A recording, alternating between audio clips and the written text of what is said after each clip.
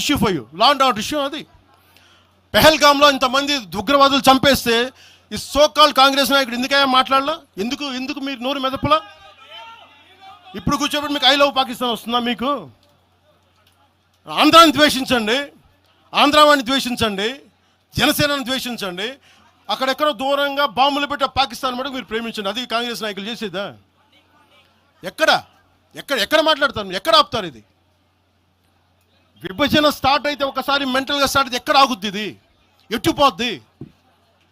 తిరిగి గడియల పాలన పట్టుకొస్తారా మళ్ళీ మీరు? తిరిగి దొర మీ కాలు ముక్తాను దొర అని చెప్పాలా? మళ్ళీ అలాంటి పాలన పట్టుకొస్తారా మీరు? ఒక్కసారి ఇక్కడ ఆంధ్ర పవన్ కళ్యాణ్ ఇవన్నీ జనసేనని కాదు, ఒకసారి భయపెట్టడం నాలాంటి వాడినే భయపెడితే, నాలాంటి తోటలోకి వస్తే ప్రతి ఒక్కరి ఇంటి లోపలికి దూరుతారు. ఇది అందుకు ఆపుతున్నా నేను, అందుకు ఆపుతున్నా. నా మీద దాడి చేస్తే నాకు భయాలు లేవు, కానీ పవన్ కళ్యాణ్ అనేవాడిని చూపించి ఇదే రాజశేఖర రెడ్డి గారు, ఇలాగే రెచ్చగొట్టారు. నేను పాలిటిక్స్కి వచ్చేవాడిని కాదు. నేను ఇదే వైఎస్ రాజశేఖర రెడ్డి గారు 2005లోనో 2006లోనో బాలు సినిమా అయిపోయిన తర్వాత నాకు అపెండిక్స్ ఆపరేషన్ జరుగుతూ ఉంటే ఓ హాస్పిటల్ అపెండిక్స్ ఆపరేషన్ నేను కూర్చొని ఉంటే ఒక ఉన్నతాధికారి వచ్చాడు, ఒక పోలీస్ అధికారి నా కాడికి, ఉమ్మడి ఆంధ్రప్రదేశ్లో సంబంధించిన ఒక పోలీస్ అధికారి. అప్పుడు చెప్పాడు, మీరు పాలిటిక్స్కి వస్తారా? అంటే నేను ఎందుకు వస్తాను సార్ అన్న. మీ అన్నగారు వస్తారంటే లేదు సార్ నాకు తెలియదు అన్న.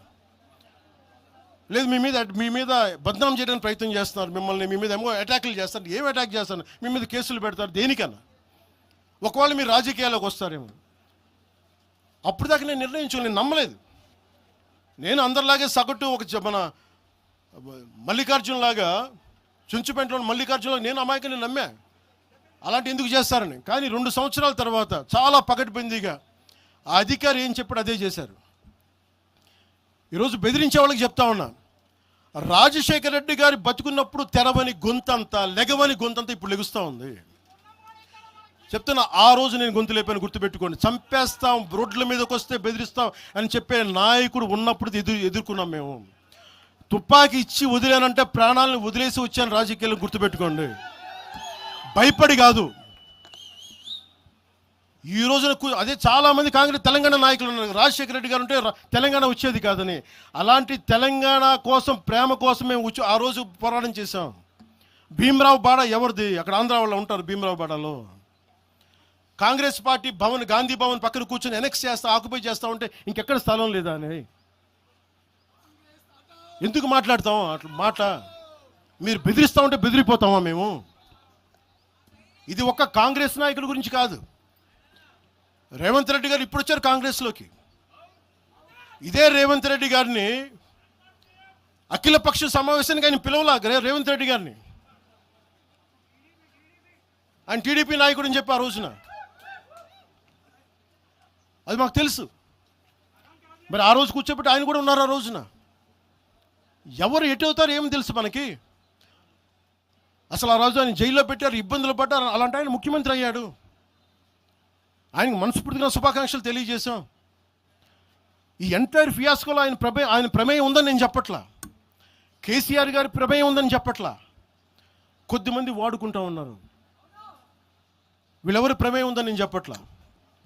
కానీ మీరు ఈ పార్టీల వెనక దాక్కొని, కొన్ని ముసుగుల వెనక దాక్కొని, సోషల్ మీడియా హ్యాండిల్స్ వెనక దాక్కొని చేస్తే పవన్ కళ్యాణ్ కానీ, జనసేన నాయకులు కానీ, జనసేన సాధకులు కానీ ఎవరు భయపడరు.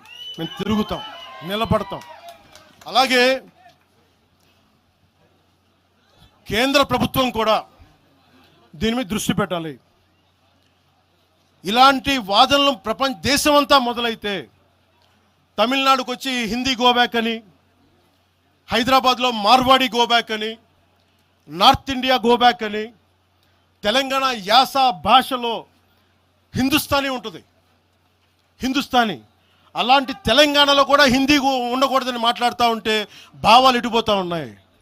దేశాన్ని విచ్ఛిన్నం చేసే భావాలు కాదా? భారతదేశం అంతా ఒకటి కాదా? ఇలాగే అమిత్ షా గారిని కూడా ఇలాగే అన్నారు, బెంగాల్కి వస్తే తరిమేస్తాం అని చెప్పారు టీఎంసీ నాయకులు మాట్లాడేది వేరు, ప్రజలు మాట్లాడేది వేరు. టీఎంసీ నాయకులు మాట్లాడితే ప్రజలు వాళ్ళని తగిలేశారు. రోజు ఇలా మాట్లాడితే రేపు పొద్దున ఇలాంటి వదిలేస్తే ఏమవుతాయంటే వందే మాత్రం పాడనని చెప్తారు, జనగణమన పాడనని చెప్తారు. ఎందుకంటే ఇది బెంగాలీలో ఉంది, మేము పాడమంటారు ఇలాగ వదిలేస్తే. ఒకసారి ఈ ప్రాంతీయత అనే భావం కనుక ఎక్కువైపోయి జాతీయ సమగ్రతకి విభేదం కలిగితే వన్ డే దిల్ సే we don't like to sing Vande Mataram. One day they might say, we don't like to sing Janaganamana because of this kind of mindset.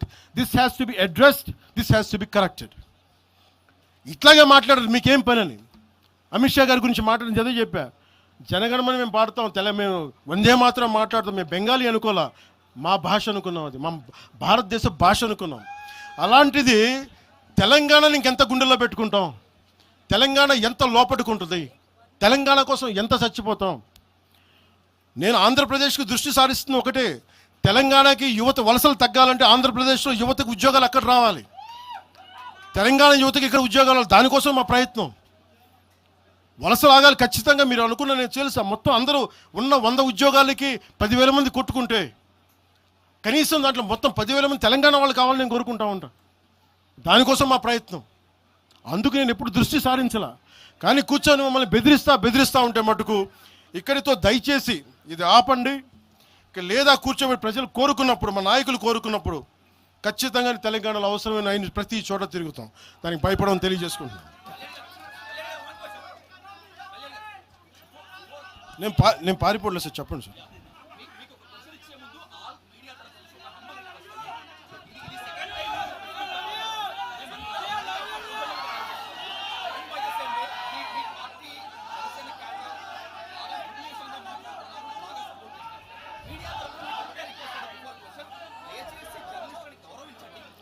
నేను ఇప్పుడే తెలియజేస్తాను. నేను ఒకవేళ అలాంటి తప్పు జరిగి ఉంటే జనసేన తరపు నుంచి నేను ఇప్పుడే తెలియజేస్తున్నాను. జనసేన తరపు నుంచి అలాంటి తప్పు ఉంటే క్షమాపణ నేను చెప్తాను.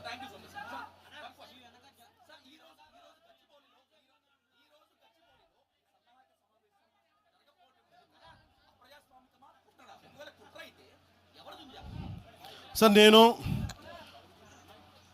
ఆయన నాగేశ్వర గారి లాగా నేను కాన్స్పిరసీ థియరీలు చేయలేను సార్. సార్ మీరు వింటున్నారా? మీకు చెప్తాను. మీరు ఆగండి, ఆయన మాట్లాడండి. నేను విశ్లేషకులు చెప్పినట్టుగా ఒక వినని మాటల్ని నాకు ఎవరు చేశారు నాకేం తెలుసు సార్. అది దాని వెనక కుట్రుందా? ఒక్కడైతే ఉంది, ఈ సభ జరగకూడదని అయితే ఉంది. అది ఎవరికి ఉంది ఏంటో నాకు నిజంగా నాకు తెలియదు. నేను దాని గురించి నిజంగా నేను బ్లేమ్ చేయనట్లా. కాకపోతే ఇది నా హక్కుని ప్రతిష్ఠిస్తున్నాను. ఖచ్చితంగా అప్రజాస్వామికం కదా. 2,000 మందితో ఇన్ని పార్టీలు జరుగుతాయి, ఇన్ని కార్పొరేట్ పార్టీలు జరుగుతాయి. ఒకళ్ళు కూర్చోబెట్టి ఒక 2,000 మంది కూర్చో సాధకులతో ఏ నష్టం చేస్తామండి? ఏ నష్టం చేస్తాం? ఆ రోజు 30 కోట్లు ఇచ్చినప్పుడు మనకి కొండగొట్ట ఆంజనేయ స్వామికి ఆ రోజు అసలు అలా విభజించే ఆలోచన ఉంటే అవన్నీ చేస్తామా?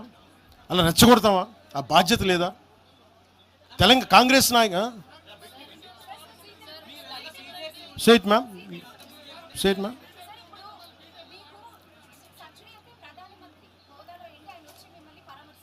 ఎవరమ్మా? ప్రధానమంత్రి గారు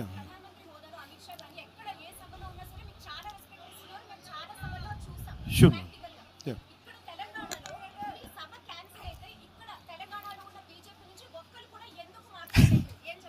అది మీరు బీజేపీ నాయకులు అడగాలమ్మా, తెలంగాణ బీజేపీ నాయకులు. నాకు తెలియదు.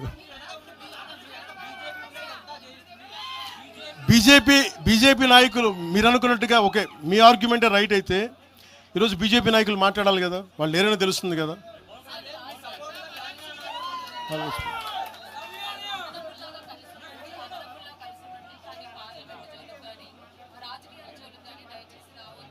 ఎవరంటారు?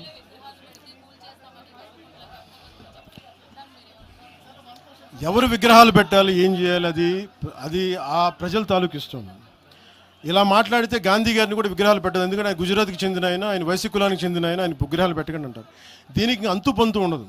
అలాంటప్పుడు ఇంకేం మాట్లాడతాను? రేపు పొద్దున అంబేద్కర్ గారి విగ్రహం పెట్టకూడదు, ఆయన కూర్చోబెట్టి ఆయన మహారాష్ట్రని కూడా మాట్లాడతారు. ఇలాంటి ఆలోచన విధానం ఉంటాయి. ఎవరు ఏ విగ్రహాలు పెట్టి, నా ఉద్దేశంలో నా కోరిక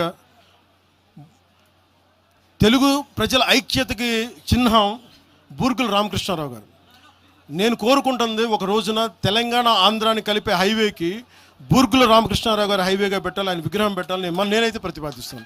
మిగతా విగ్రహాల గురించి మీరు చెప్పండి sir. Sir let me address it, sir. Let me finish it, sir. Sir, 1 minute, sir. Yeah.